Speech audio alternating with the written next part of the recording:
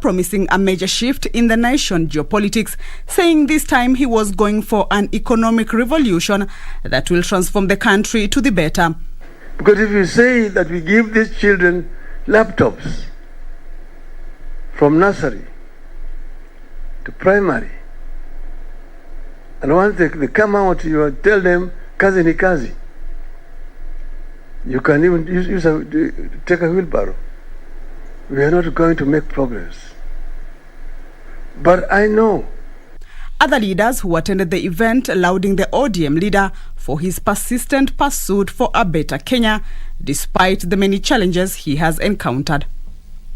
I believe, I am convinced that the Right Honorable Raila Amolo Odinga gives us the reset button moment for our country to look ahead.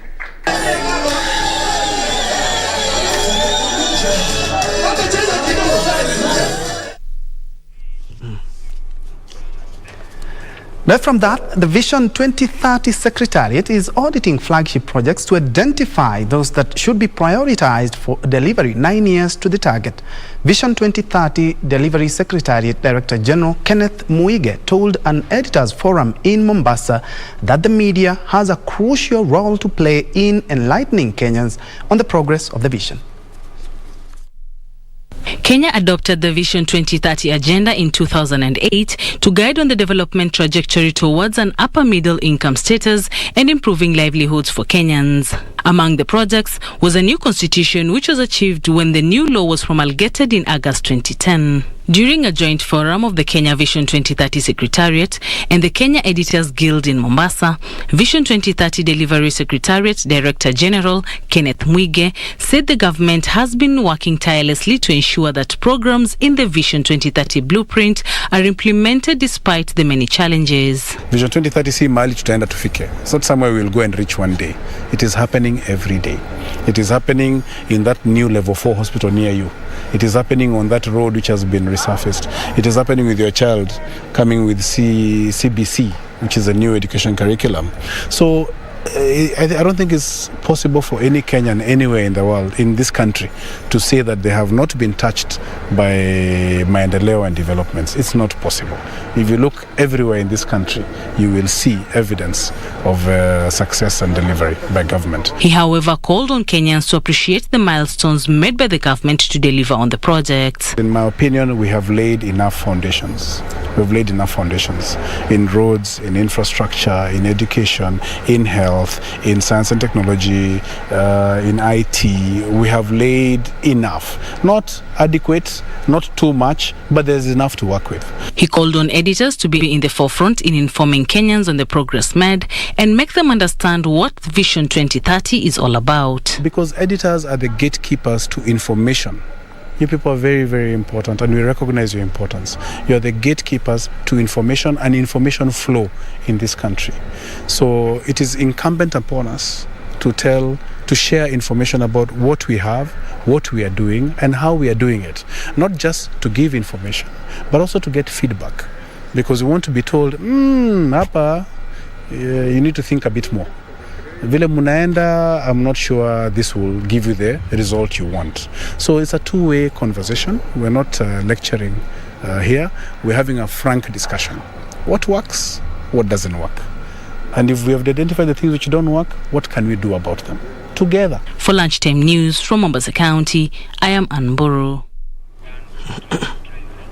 And from that, let's now shift focus to matters health. You do remember President Uhuru Kenyatta moments ago did open the IMIC Center at the KU Referral Hospital, and our reporter Ruth Wamboi has been keeping tabs with that story and brings us the latest. Ruth.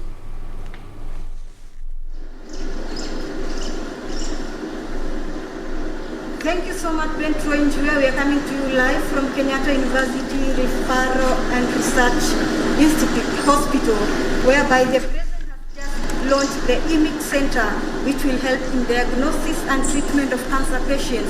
Instead of going outside the country, patients now from Kenya and across the region will be able to receive all the services here in this facility. And just to get more information about that, the launch of this facility, I have Mr. Eyong Ebai, who is the GM Sub-Saharan Africa. Kindly, Mr. Ebai, tell us about the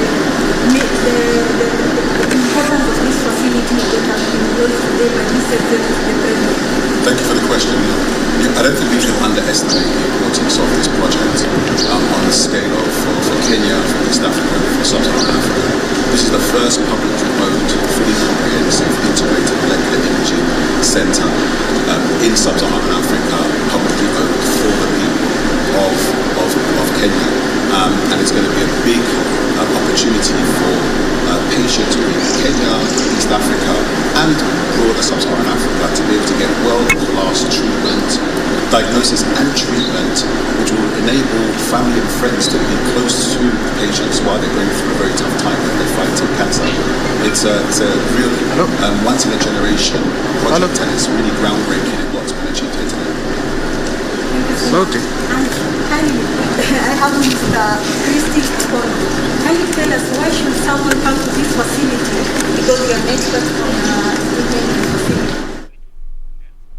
We do apologize for that audio challenge we are experiencing from the KU Referral Hospital, but we will be keeping tabs with that story, and as soon as we rectify that, we will be hearing more from Ruth Wambui. Moving on, a ranger has been killed in Samburu County following a conflict between two neighboring communities residing in the area. The ranger was shot dead in a fight at Kitiole grazing field within Samburu County. Area County Commander Samson Ogelo, who confirmed the incident, said 2 firearms and AK-47 rifle with 20 rounds of ammunition and FM with 15 rounds of ammunition were recovered at the scene. Ogelo warned rangers against engaging in raids, but instead protect the communities from attacks, and urged area leaders to preach peace.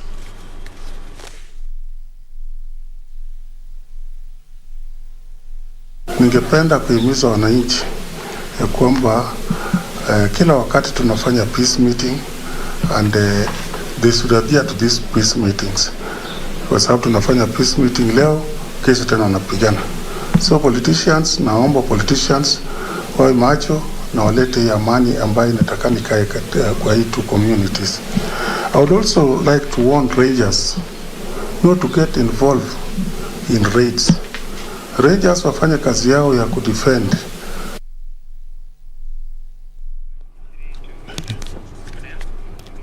A group of farmers in Nyandarua County are now embracing irrigation farming as an alternative source of livelihood as the dry weather spell continues. The farmers say they are exploring other avenues of making a living to counter the effects of drought. Hundreds of farmers in Nyandarua County are reaping the benefit of cultivating potatoes and other horticultural crops under the solar-powered irrigation system. This is thanks to the assistance of the Minister of Water, Irrigation and Sanitation. Na mimi nafurahi sana siku ya leo kwa maana ya hii project. Hii project ilianza na itatusaidia sana kwa vile tunaona. Kwa maana mnaona kama sasa sisi tunapanda area kubwa mahindi. Na mahindi sio chakula hapa sababu hata haikui. Tunapanda tu sababu ya kukosa kitu ya kulima. In Mugumu Ward in Kinangop, farmers are grateful for the initiative following seasons of erratic rains that have negatively affected their crop yield. Hii maji itatusaidia sana. Kwa vile kulima sasa hatutategemea mvua. Mvua ambaye tukiweka kitu ya chakula kama iko kwa nasari tunagojea mpaka wakati mvua itanyesha. Siku itafuata wakulima wote wanaingia kwa mashamba, tunapanda wakati mmoja. Kwa hivyo tukipanda wakati mmoja, hata kwa kufuna tutafuna wakati mmoja. Tukikutana kwa soko ni sisi wote. Water, Sanitation and Irrigation Cabinet Secretary Cicely Kariuki, who toured the region, said the 21.1 million shillings project is helping promote food security, which is one of the pillars of the government's Big Four agenda. Upper Gateway is one of the areas where we have an irrigation project which has just been completed. It is a project which is going to benefit 700 residents of this area. This is Upper Gateway. Hard-working residents who on a normal day are able to do 1 year, 3 cycle crops in terms of production if water is available. Karaoke noted that the project will go a long way in improving the economic well-being of area residents. We have 1 acre per farmer here is going to yield about 100,000 in profit per acre per farmer. Times 3, that is in 1 year, 300,000 shillings return on investment to the farmers in this place. So for me, it is to urge them to keep on the hard work that they have put in the past, but to also commit that we will work with them in terms of capacity building. We'll work with them in terms of introduction of high-value alternative crops so that they can have diversification on their land. Purity Museo, Lunchtime News. From matters food security, let's now cross over to the KU Referral Hospital, where our reporter, Ruth Wamboi, is engaging some of the guys who have made it possible for the IMIC Center that has just been launched by the head of state.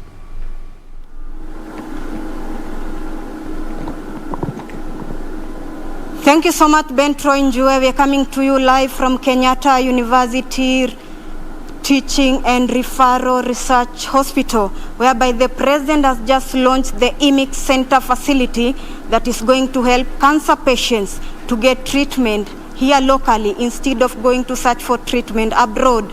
And just to get an insight about this facility, I've got Mr. Eyong Ebai, who is the GM Sub-Saharan Africa, who will tell us the meaning or the importance of this facility to the Kenyan and the region at large.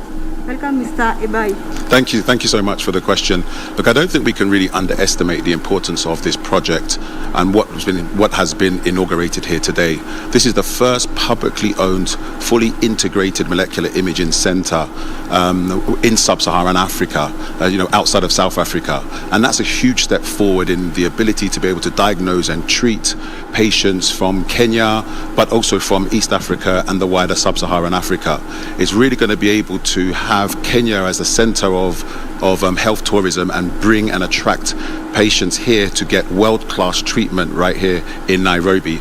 It's an awesome achievement. It's been done in a very fast time to bring up a facility like this within 1 year that's been able to offer truly world-class, gold standard equipment and technology that's here to be able to, really make a big dent in reducing the amount of lives are lost to cancer in Kenya. Okay. I also have Mr. Christine O'Connor, who is the imaging GM EMEA, who is an expert on equipment, and will tell us more about the equipment that are being here compared to other places abroad. Welcome, Mr. O'Connor. Thank you for having us. Yeah. This is absolutely world-class technology, and GE is very proud to be a part of the project here to get things launched here at Kenyatta University. This starts here on the ground floor with a state-of-the-art cyclotron and radiochemistry lab where molecular isotopes are prepared for injection into patients. And those injections have an attraction to cancer molecules. And when those cancer molecules are placed under the specialized camera equipment of a positron emission system called PET or a single photon system called SPECT, those cancer cells are detected. And this goes a long way in the fight to be able to detect disease earlier than ever before and to be able to identify and prescribe treatment for patients in the area. So, as you said, patients don't need to go to other countries anymore. You don't need to go overseas to get this type of world-class treatment close to home. This is as good as what you would get in any other world-class institution, and very proud to be a part of the project to be able to bring this here to the people of Nairobi and Kenya and to the broader region. Okay. And for people maybe who have, who maybe they don't know whether for early detection, people here.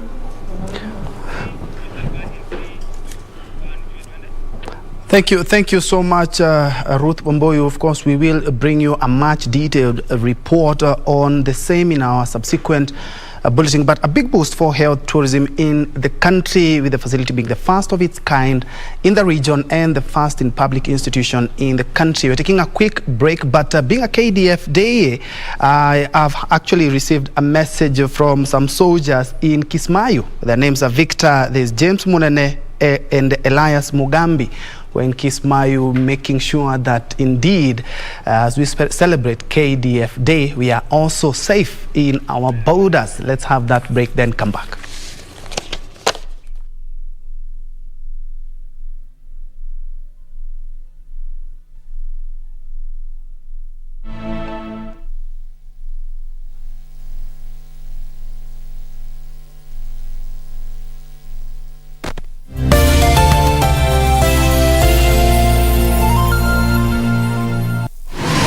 Log on to the KBC website at www.kbc.co.ke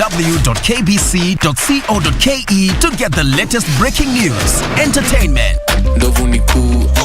sports, politics, lifestyle or business trends from Kenya and around the world. Never miss new episodes from your favorite TV shows, reruns and movies. Just stream online or watch live on your YouTube channel at KBC Channel 1 TV shows. For the day's biggest stories, trustworthy news and family entertainment, log on to KBC Channel 1. Watch what you want anytime, anywhere.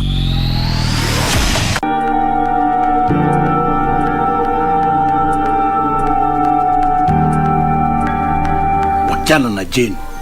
You proposed to me. Iyo mali itukutange tuko mbele when you're already an item. Christine, I thought you guys said you're broke. Jen, don't let this house fool you. We are broke. Tumwangushe. What? Ama offer expire sasa. Offer ya nini? Pete is at your place. Bacha nichukue bag twende. Were you not having these same clothes yesterday? So, get rid of Lawrence. Mark? Christian.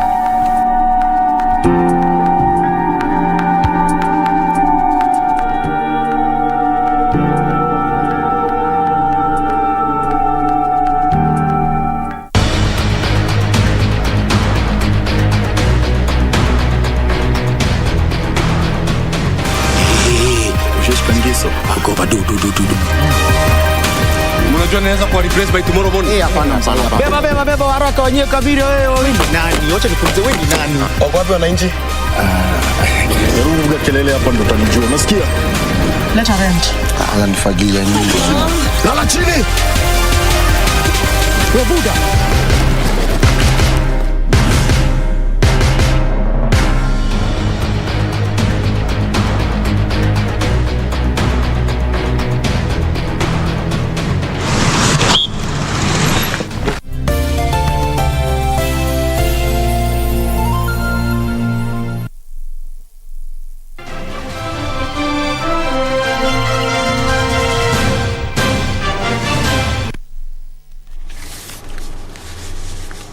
Welcome back. In sports, the Sports Cabinet Secretary, Ambassador Amina Mohammed, has directed the Sports Registry to undertake an audit on the Football Federation of Kenya accounts. This comes a few days after the FKF President Nick Mwendwa lost a case at the High Court where he had sought to stop the Directorate of Criminal Investigation DCI and the Director of Public Prosecution DPP from arresting him over alleged misappropriation of funds. Football Kenya Federation President Nick Mwendwa has been under intense pressure since the Harambee Stars have been ruled out of the race for a 2022 World Cup ticket after 2 consecutive defeats against Mali. Meanwhile, Justice James Makau ruled the DCI and DPP could move ahead and carry out an arrest as Mwendwa's argument against journalist Milton Nyakundi would find a case against the FKF president alleging transfer of money from the federation to Mwendwa's accounts was dismissed. Mwendwa has been under intense pressure with various football stakeholders calling for his resignation. Problem with our Kenyan football is people who are coming to do business with it without putting what they're elected to do, like Mwendwa now. Huh? If you look at even through the times we had FKF, Kina Omino and all that, we had things were really going on well. And I can even say Njue did better. During his time, things like this could not happen.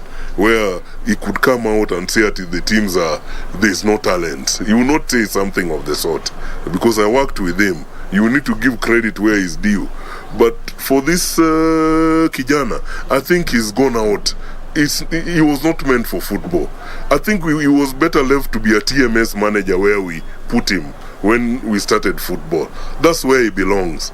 You cannot be a coach of Harambee Stars. All these coaches, you keep on him changing, like this man that has come. They have just come to do money laundering. There's nothing they are doing much. Hakuna. Frederick Muki for Channel 1 Sports.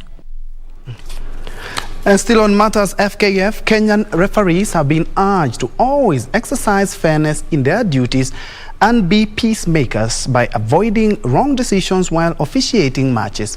Speaking to the Kenya elite referees during a training course organized by Football Kenya Federation FKF in Kericho Governor Paul Chepkwony called upon them to be good decision makers to avoid squabbles with football fans.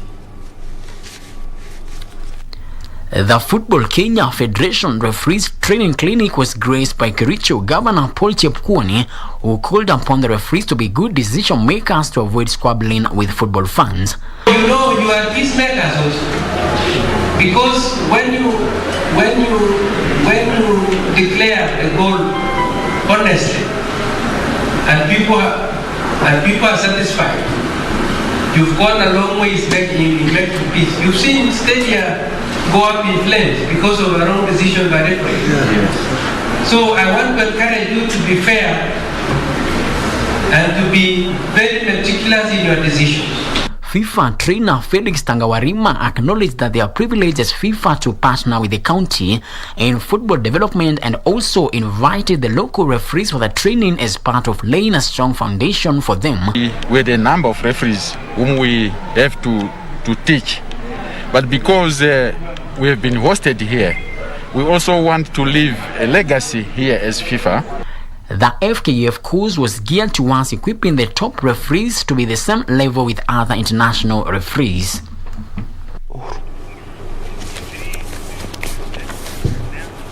And on that note, we wrap up KBC Lunchtime News. Of course, we are keeping a keen eye on the happenings on KDF Day at the Kahawa Garrison. Thank you so much for joining me. Byron Abuli has been on sign language interpreter. My name is Ben Troy Njue.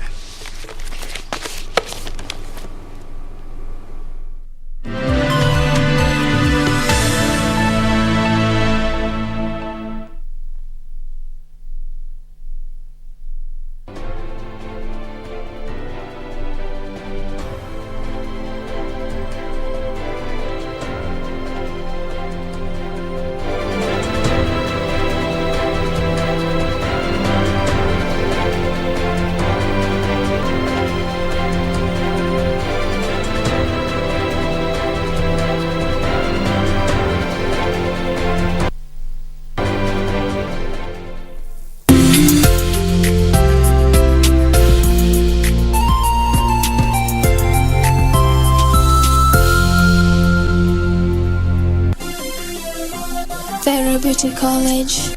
Vera Beauty and Fashion College, with branches in Nairobi, Eldoret, Thika and Meru.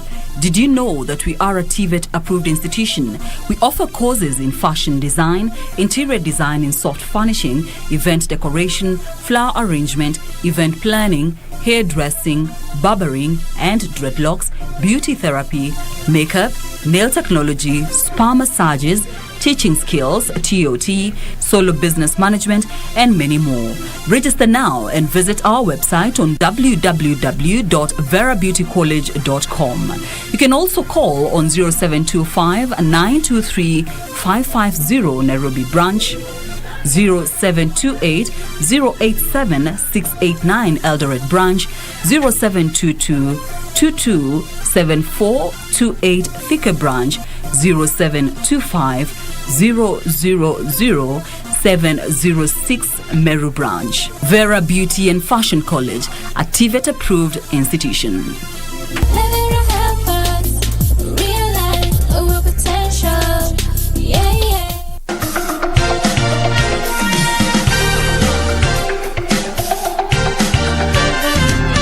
Do you tell your friends, oh, I met someone, I think there's something going on here? Not the first day. Yeah. I think after the second or third time, that's when I said, I told my BFF, I'm like, I met this guy, he's cool. I'm like, okay, how old is he? He's 52 years old. She was like, of course it's a shock, you know? And I never thought I would ever be interested in someone who's much older than me. Like, there's no way I thought, So the doctor is like, you know what, you have another baby in your belly, so let's cut this. That's when you found out? That's when I found out. I was just like, what? Squeezy nawaambia, can you bring in something fresh? At least make it more entertaining. Just don't say the boring usual thing. At huyo ni gukanya, septic tank. Just say something new,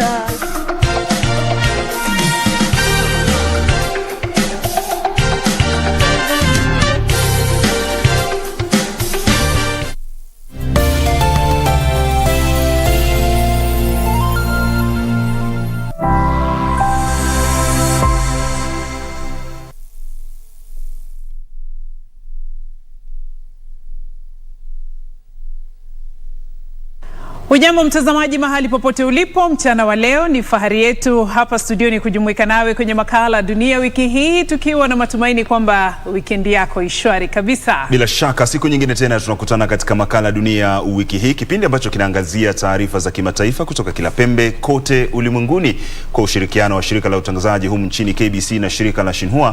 Unapokea taarifa hizi. Na ni mengi tuliokuandalia hivi leo mtazamaji, ikiwemo taarifa kuhusiana na kongamano la mataifa wanachama wa mkataba kuhusu mfumo ekolojia lililoandaliwa jijini Kunming huko China, huku ustaarabu wa kiekolojia ukiangaziwa naye katibu mkuu Umoja wa Mataifa akitoa wito wa hatua za kuzuia mzozo wa mfumo ekolojia. Hali kadhalika katibu mkuu wa Umoja wa Mataifa ahimiza maafisa nchini Ethiopia waruhusu umoja huo wasaidie mamilioni ya watu wanaohitaji misaada.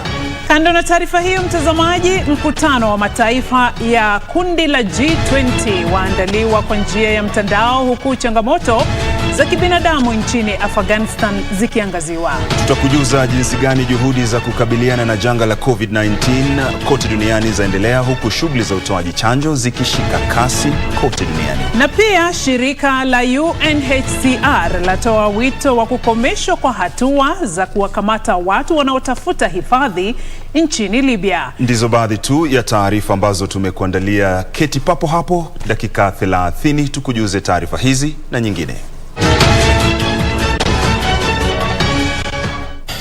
Karibu sasa kwenye makala ya leo mtazamaji. Mimi naitwa Beatrice Gatonyengetich. Karibu sana, mimi ni Isaac Lemoka. Karibu mtazamaji, tunaanzia nchini China ambapo makala ya 15 ya kongamano la wanachama wa mkataba kuhusu mfumo ekolojia liliandaliwa katika jiji kuu la jimbo la Yunnan kusini magharibi ya China, Kunming. Akiwahutubia wanahabari mwishoni mwa mkutano huo uliofanyika kwa njia ya video, Draghi alitoa wito wa juhudi za kukabiliana na changamoto kubwa zaidi iliyojiri baada ya kuondolewa kwa jeshi la Marekani na baadaye kundi la Taliban kutoa mamlaka. Buonasera a tutti. Italia iliandaa mkutano huo ikiwa rais wa mzunguko wa kundi la G20. Draghi alisema kuwa viongozi walishauriana kuhusu kuzuia kuenea kwa janga la virusi vya corona nchini Afghanistan, kuzuia nchi hiyo kwa kitovu cha ugaidi wa kimataifa, swala la uhamiaji wa raia wa nchi hiyo kwenye nchi nyingine, masuala ya haki za binadamu na jinsia, na pia kutambuliwa kisiasa kwa serikali ya Taliban. Alisema kuwa rais wa tume ya Ulaya Ursula von der Leyen aliahidi kutoa dola bilioni 1.15 kusaidia nchi hiyo.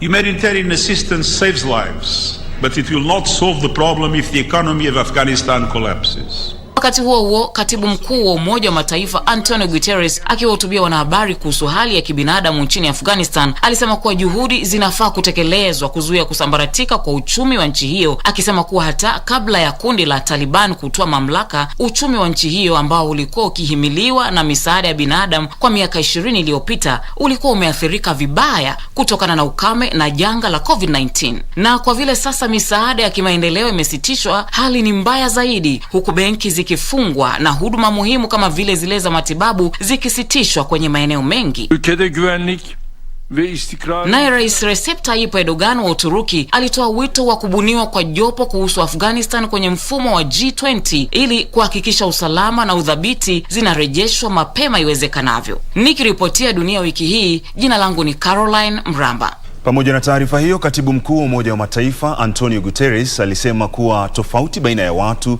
zinafaa kuchukuliwa kuwa kiini cha uthabiti badala ya tishio kwa juhudi za kutafuta amani. Guterres alisema hayo kwenye mjadala wazi wa Baraza la Usalama kuhusu tofauti baina ya watu, ujenzi wa mataifa na juhudi za kutafuta amani. Alisema kuwa tofauti hizo zinafaa kuchukuliwa kuwa nguzo ya amani na udhabiti na fursa ya kila mtu kuchangia katika hali bora ya baadaye kwao binafsi na kwa jamii zao. Alisema kuwa pande husika kwenye mizozo zinaweza kukubaliana kukomesha uhasama na kuzijenga upya nchi zao, ila nishati watu wote wahusishwe. Alisema kuwa nishati taasisi na sheria za kitaifa ziwashughulikie watu wote kwa kulinda haki za kupata huduma za afya, elimu, ulinzi na fursa. They can agree to begin the long process of rebuilding a country. Kadhalika, sera na sheria zinafaa kutekelezwa kulinda makundi yanayokabiliwa na hatari, zikiwemo sheria dhidi ya ubaguzi wa rangi, kabila, jinsia, dini, ulemavu au utambulisho wa kijinsia. Vilevile alisema nchi zinafaa kutilia maanani maoni ya kila jamii katika juhudi za kusuluhisha mizozo. Kadhalika alisema wanawake, vijana na jamii zilizosalia nyuma kimaendeleo zinafaa kuhusishwa katika kila hatua. Nikiripotia Dunia Wiki Hii, mimi ni John Madanji. It means implementing policies and laws. Nchi na maeneo mbalimbali duniani yameendeleza juhudi za kutoa chanjo dhidi ya COVID-19 katika juhudi za kufanikisha kurejelea maisha ya kawaida. Tazama. Idara ya kuwashughulikia wahamiaji wasio na vyeti nchini Libya ilianzisha kampeni ya kuwapa chanjo wahamiaji wasio na vyeti jijini Tripoli. Kampeni hiyo inalenga vituo mbalimbali vya kuwashughulikia wahamiaji hao jijini Tripoli na viunga vyake. Zaidi ya watu milioni 1.4 wamepata dozi ya kwanza ya chanjo nchini Libya, huku zaidi ya watu 1253 wakipata dozi mbili. Na maafisa katika jimbo la Kivu Kaskazini Mashariki ya Jamhuri ya Kidemokrasia ya Kongo walianzisha kampeni ya utoaji chanjo dhidi ya COVID-19 kwa kutumia chanjo ya Pfizer iliyowasilishwa humo kupitia mpango wa COVAX. Jiji kuu la jimbo hilo, Goma, ndilo kitovu cha chamuko la tatu la janga hilo katika Jamhuri ya Kidemokrasia ya Kongo. Na halmashauri ya dawa na chakula nchini Indonesia iliidhinisha matumizi ya dharura ya chanjo ya Zifivax inayotayarishwa na kampuni ya Kichina ya Njue Zifei Longcom. Hii ni baada ya chanjo hiyo kufanyiwa awamu 3 za majaribio ya kimatibabu, ambapo watu 28,500 walishiriki nchini Indonesia, Uzbekistan, Pakistan, Ecuador na nchini China. Na nchini Morocco, zaidi ya watu 1156 wamepata dozi ya 3 ya chanjo kwenye kampeni inayoendelea ya utoaji chanjo nchini humo, kwa mujibu wa Wizara ya Afya. Zaidi ya watu milioni 23 wamepata dozi ya kwanza, huku milioni 20 wakipata dozi ya pili. Na Tanzania ilipokea zaidi ya dozi milioni 1 za chanjo ya Sinopharm kutoka China chini ya mpango wa COVAX, na hivyo kuimarisha juhudi za utoaji chanjo nchini humo. Zaidi ya watu 1760 wamepata chanjo katika bara ya Tanzania na zaidi ya watu 10,000 kisiwani Zanzibar. Na Kuwait ilianzisha kampeni ya utoaji chanjo kwenye maeneo kadhaa nchini humo ili kuharakisha shughuli zao. Nikiripotia Dunia Wiki Hii, jina langu ni Bati George. Nchini Ujerumani, Chancellor wa Ujerumani Angela Merkel alifanya ziara za